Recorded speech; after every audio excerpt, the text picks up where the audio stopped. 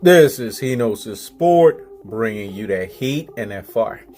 I know when the He Knows His Sport movement or the He Knows His Sport lifestyle folks don't hear from me, man. They don't feel right. The YouTube world don't feel right when they don't hear from me for a day. So I know it's a late entry today, but we're going to get on to the damn video. And this one right here is Errol the True Spence going to bulldoze Shawn Constipated Porter. This is part 19 of the 100-part anthology series, because we running it back, dog. I'm in run it back mode, and I'm in the keep the foot on the neck modes. So when I get in this mode, you're going to hear some extra etherins and some extra merkins. Now on to the damn video. Let's talk about the Helen Yee interview first. All right, Shawn Constipated Porter, you've been telling nothing but lies. Let me say that again. Shawn Constipated Porter, you've been telling nothing but lies. In the interview, he sat here and ranked Manny Pacquiao as the #1 welterweight. Come on, man. We already know you trying to get that slide dig on Errol the True Spence. Manny Pacquiao's AARP retirement Pac-Man style. How is he the #1 welterweight? See, you contradict yourself when you call him the #1 welterweight, and then Freddie Roach and them just recently came out and basically said Manny Pacquiao's not going to fight Errol the True Spence. When Manny Pacquiao got in the ring with Errol the True Spence challenged him to a fight. Then Manny Pacquiao comes out with a list of fighters, and Errol the True Spence's name is omitted from the list. Come on, man. We know what time it is. So how is he the #1 welterweight when he doesn't even want to fight the #1 welterweight? The guy who's the actual boogeyman of the welterweight division. So, higgity fucking hush with that nonsense. Now let's get on to the fact that you was jittering, dog. Like you was extra stuttering. Like, I don't know if it's because you were looking at her rack, or I don't know if it's because you were just stuttering off of the fact that you just basically lost too much weight too fast. I'm going to go with the latter portion of it. Here's the truth of the fact of the matter, folks. Shawn Constipated Porter has lost too much weight. His ass do look like 156 pounds, like shout outs to Barbershop Conversation, the way he said it. And I'm going to get onto his interview as well, too. But in that interview with Helen Yee, Shawn Constipated Porter had the nerve to sit here and say that Errol Spence is not the best, and after the fight against Errol Spence, he's going to show why Errol Spence is not the best. I could have sworn Errol the True Spence was fighting Floyd Money Mayweather the way he was talking. Now, if this was Floyd Money Mayweather in his prime talking like this, I would have been in higgity hush status myself.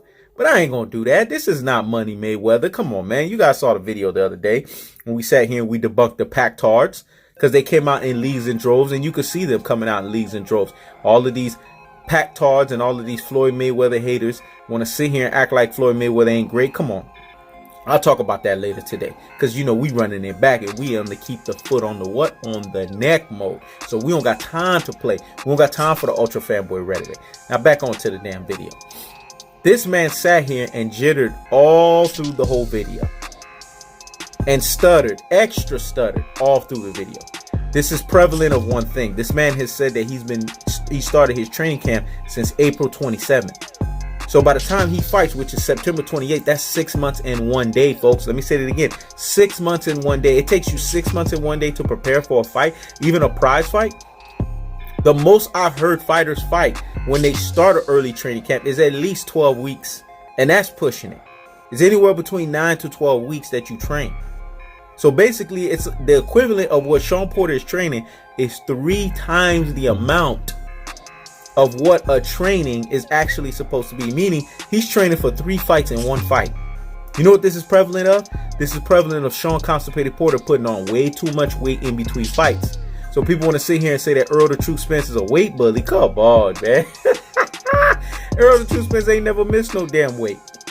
That's ultra fanboy and ultra fanboy rhetoric that's trying to sit here and debunk the man, debunk his greatness, and act like this man is not giving you consistent greatness after greatness personified, like your boy He Knows His Sport. Because we both keeps the foot on the what? On the necks. We both keeps the foot on the what? On the necks.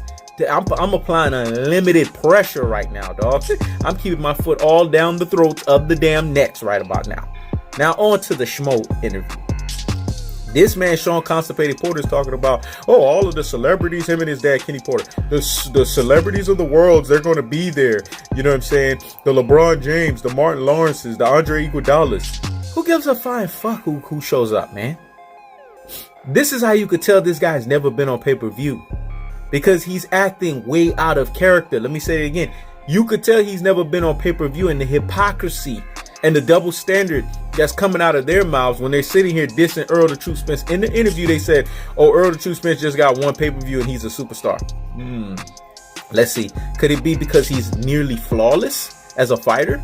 Could it be because he's sitting there and bulldozing guys? Could it be because you, Keith Duck Time Thurman, you, Shawn Constipated Porter, and Danny Cherry Pickett Garcia, the second tier welterweights, basically did a triangle of ducking Errol the Truth Spence when he was coming up the ranks? Because he was trying to fight your ass since 2013, possibly earlier than that. So where's that narrative coming from? Why are you not talking about that? But then you want to sit here, and this is the thing with him and his dad and how they contradicted themselves in the Schmo interview. Because now we're talking about celebrities. This is how you can tell Shawn Porter's preparing himself for that retirement that I told you guys, that cushy PBC face-to-face job. They sat here and they said two things that were contradictory to one another. These are catch-22s. These are conundrums, folks.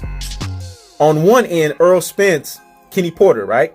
Errol Spence is going to be the toughest fight of his son's career. But on the other end, Errol Spence, we're going to take him to levels he's never been. He's never fought a Keith Thurman. He's never fought a Danny Garcia. Which one is it, man? Is it he's never fought a Danny Garcia or a Keith Thurman? Or is it he's the hardest fighter? That's a contradiction, man. I don't know if other people caught that shit, but I caught it. That's why I say I look at all the finite details when motherfuckers talk. And I see how they put all of their foot in their own damn mouth.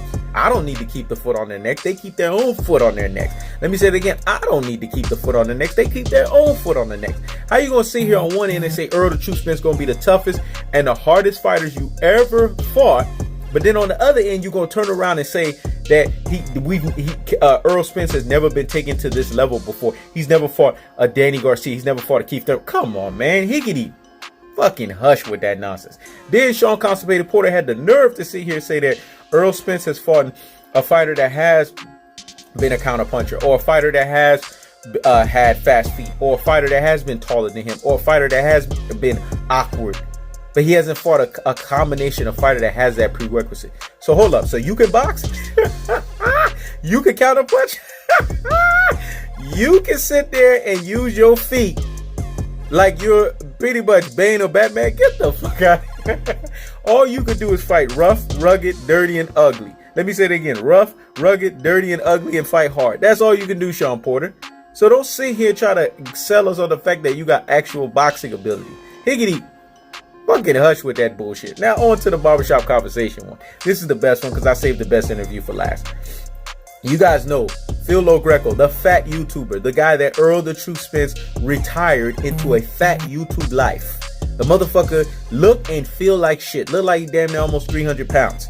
This motherfucker sat here in the damn interview and gave nothing but props, nothing but adulation, nothing but respect on Errol the Truth Spence's name. This is a fellow boxer. This is why I say you got ultra fanboys and ultra fanboy rhetoric that don't want to give Errol the Truth Spence respect. But Phil LoGreco kept the foot on the damn necks. He said Errol the Truth Spence has a flawless stance. How many times do I have to tell you guys, go do some film study. Go look at the tail of the tape. Go into the vault and watch how Errol the Truth Spence fight. You will see a fighter that's nearly flawless. Errol the Truth Spence is not 100% flawless, but he is nearly flawless nevertheless. And in each and every fight, he's working to become 100% flawless. Let me say it again. Each and every fight, he's working to become 100% flawless. They talked about his foundation. Barbershop Conversation said that. I've never seen a fighter. I've been in Floyd Mayweather Jr.'s camps. I've been in Manny Pacquiao camps. I've never seen a fighter have the foundation. You guys have to understand when they're talking about foundation, they're talking about Errol the Truth Spence stance. Errol the Truth Spence has a flawless stance. His stance is both dominant on the front foot and is dominant on the back foot. Woo! What I just said was so deep and profound. It's leagues and shoulders above the casuals and the ultra fanboys' heads. You have to be a true hardcore boxing fan to understand the magnitudes and the full weight of what I said. So let me rewind that because I need this to marinate in the corpus callosum and in the cerebellum. So hear me and hear me well. Errol the Truth Spence stance is both flawless And his stance and his foundation has such a foundation behind it. It's built not on sand, but on rock, solid foundation, because his stance is both operating high level and elite from a front foot and a back foot. The front foot is when you see him bulldozing fighters. The back foot is what he did against Mikey Garcia.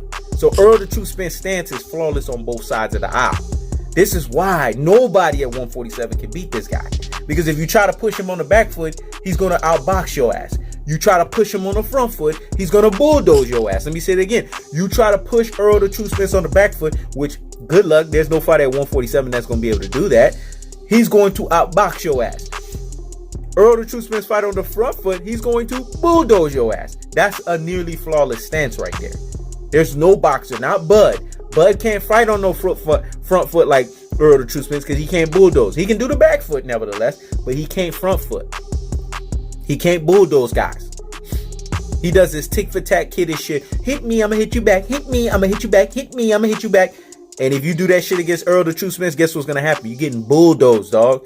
So this is why I'm laughing at Shawn Porter and Kenny Porter and them, man.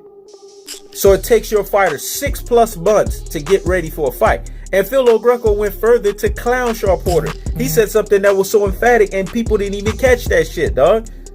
He said that has nothing, his stuttering and his and him fidgeting and all that stuff and him basically double talking has nothing to do with the fact that he lost so much weight, mind you.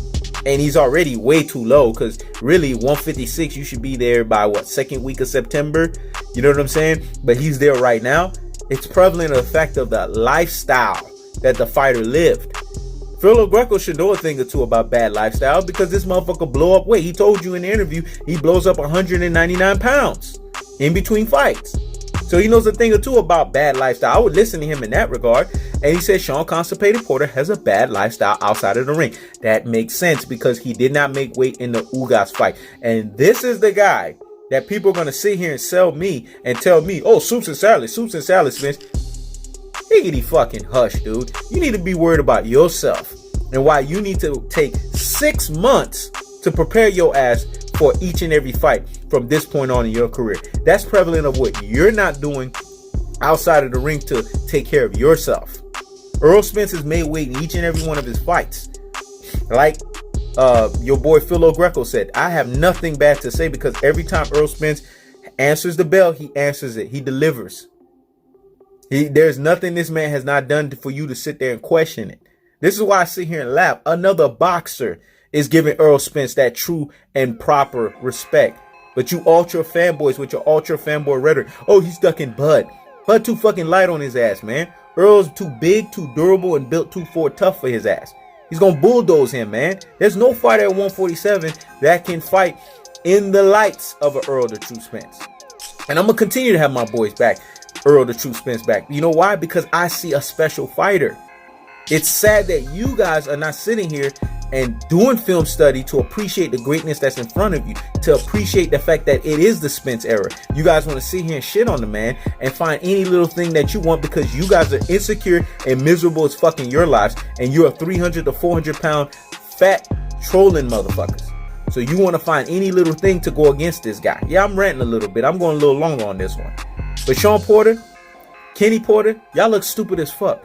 And based on the way that they were talking in all 3 interviews, it gives me all signs that are pointed to, guess what? A Shawn Constipated Porter mauling, punishment, bulldozing fashion, retirement into a PBC face-to-face cushy job. This is He Knows the Sport.